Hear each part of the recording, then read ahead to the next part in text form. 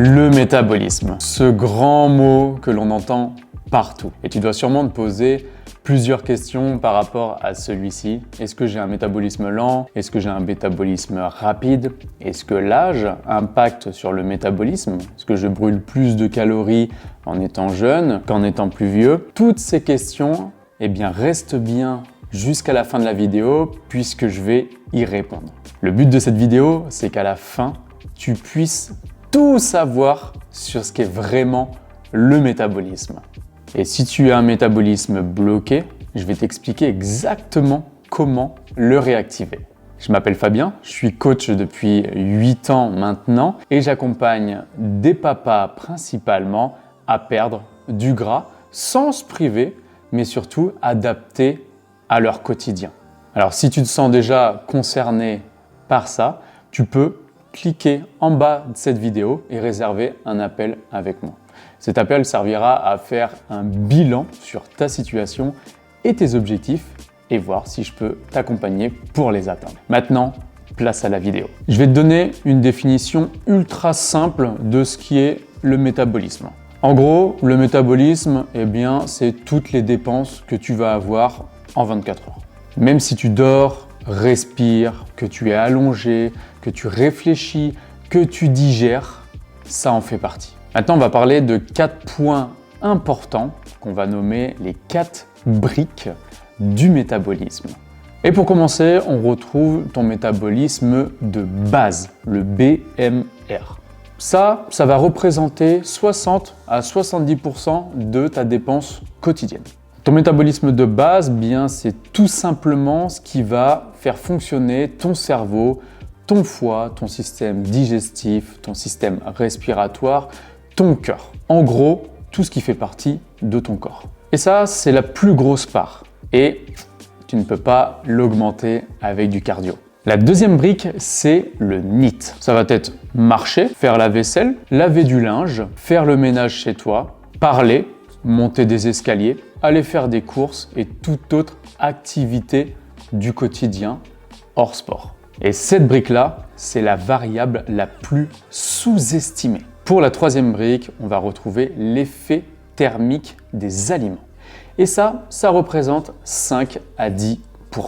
Les calories pour digérer certains micronutriments vont varier, comme pour les protéines qui vont consommer 20% à 30%.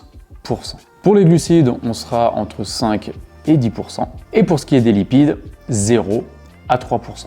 Donc pour te faire un exemple concret, pour digérer 100 g de protéines, ça va demander à ton corps de dépenser 70 à 80 calories. La dernière brique, c'est le sport.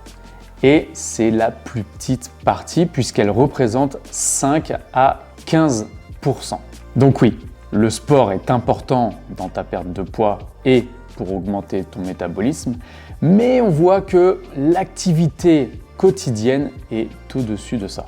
On entend souvent dire « j'ai un métabolisme lent, mon pote a un métabolisme rapide, il peut manger tout ce qu'il veut, il va éliminer, moi je mange 2 feuilles de salade et je grossis ». Est-ce que c'est vraiment le cas? Est-ce que les métabolismes lents et métabolismes rapides existent-ils vraiment? Alors oui, mais pas comme tu le crois. À taille, poids et muscles égaux, la différence n'excède pas 5 à 10%.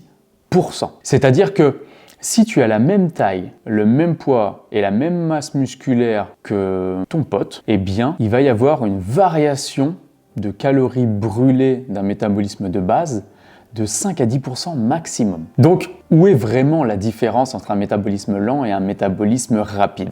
Tout simplement, une personne qui va avoir un métabolisme plus rapide que le tien va tout simplement avoir davantage de muscles. Il va avoir un NEAT bien plus important, c'est-à-dire qu'au quotidien, il va se dépenser plus que toi. Il va sûrement manger également plus de protéines, ce qui, comme on en a parlé précédemment, va aider à brûler davantage de calories. Une meilleure sensibilité à l'insuline, un meilleur sommeil et sûrement beaucoup moins de stress. Ce que les gens appellent un métabolisme lent, en réalité, c'est des années de régime, des calories trop basses, un cardio excessif, peu de muscles, un NEAT quasi inexistant et des hormones qui se sont malheureusement adaptées négativement. Ton métabolisme, il n'est pas lent. Il s'est juste programmé pour survivre. Maintenant, est-ce que on brûle vraiment moins de calories après 40 ans? Est-ce que l'âge impacte vraiment au final? Eh bien, non. À masse musculaire égale, le métabolisme reste stable de 20 à 60 ans. Une baisse liée à l'âge serait de 1 à 2% à chaque décennie, ce qui est ridicule. Donc tu vas me dire, mais pourquoi on a tendance à grossir après 35 ou 40 ans où on n'arrive plus à perdre ces kilos après cet âge-là? Bon, déjà on le sait, ce n'est pas à cause de l'âge, mais à cause de la perte musculaire, la sarcopénie. C'est-à-dire que plus on va avancer dans l'âge et plus nos muscles vont s'atrophier, ils vont devenir de plus en plus faibles. Et ça, c'est quelque chose de normal. Une baisse d'activité au quotidien, le NEAT. Un travail sédentaire, de bureau, souvent assis, les enfants, le stress, un sommeil agité, des régimes répétés, des hormones qui se sont adaptées pour t'aider à survivre et non à perdre du gras.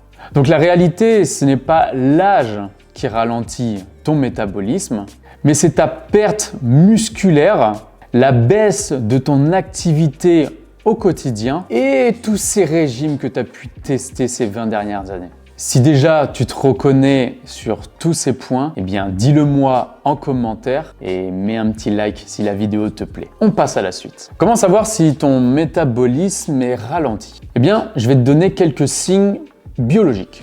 La fatigue chronique, tu as tout le temps faim, tu as même peut-être souvent froid, des pensées sur la nourriture qui t'obsèdent, une baisse de libido, un sommeil mauvais, peut-être une irritabilité et surtout la stagnation. Pour te donner quelques chiffres, en dessous de 1800 calories consommées pour un homme, la perte de gras ne se fait plus et le mode survie est enclenché. Pour ce qui est de la femme, c'est en dessous de 1500 calories. Donc tu vas me dire, mais je suis en déficit calorique, je dois forcément perdre puisque je mange moins que ce que je dépense. Alors oui, mais comme je l'ai dit précédemment, un trop gros déficit et trop longtemps va mettre ton corps en mode survie. Donc tu stagnes pour quelle raison? Parce que ton activité au quotidien est trop basse. Tes hormones sont en chute libre, la rétention d'eau augmente en flèche, le cortisol, l'hormone du stress, lui aussi augmente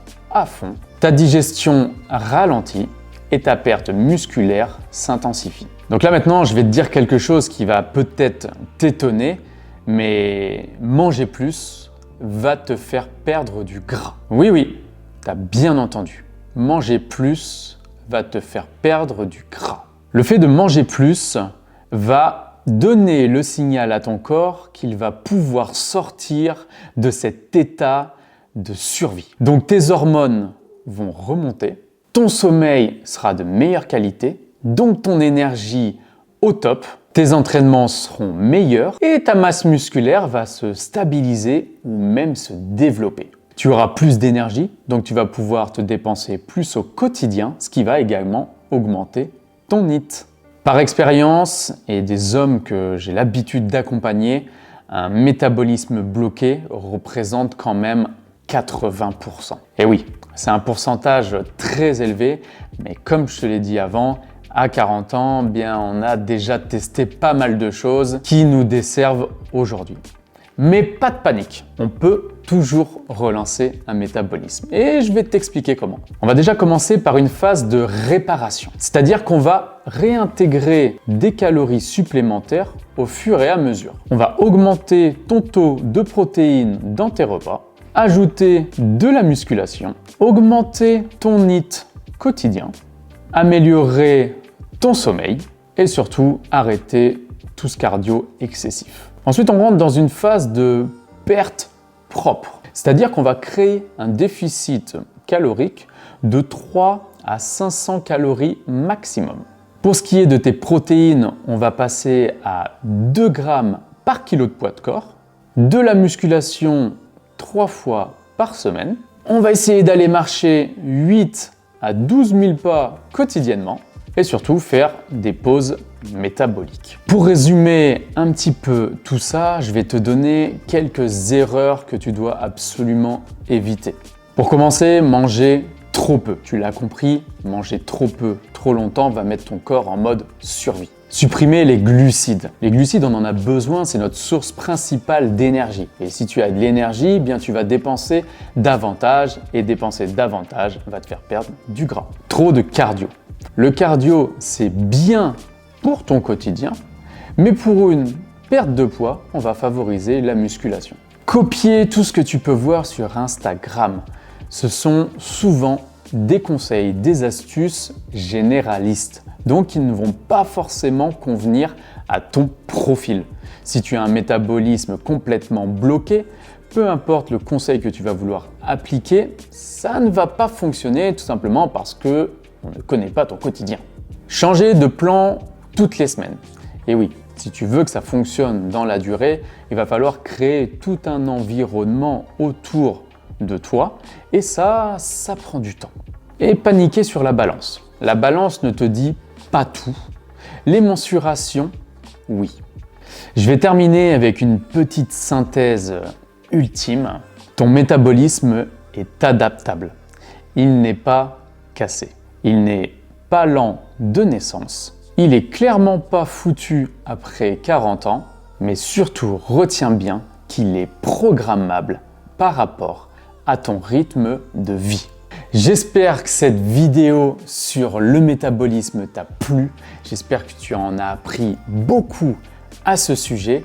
Si c'est le cas, n'hésite pas à t'abonner pour ne pas louper les prochaines vidéos, à mettre un petit like, ça me soutient vraiment beaucoup. Et si ça t'a plu, dis-le moi en commentaire, je réponds à tout le monde. Et si tu veux aller plus loin dans ta démarche de perte de poids, que tu veux être vraiment accompagné pour perdre tous tes kilos en trop et ça définitivement, réserve un appel gratuit avec moi en bas de cette vidéo et on échangera sur ta situation et tes objectifs afin de les atteindre.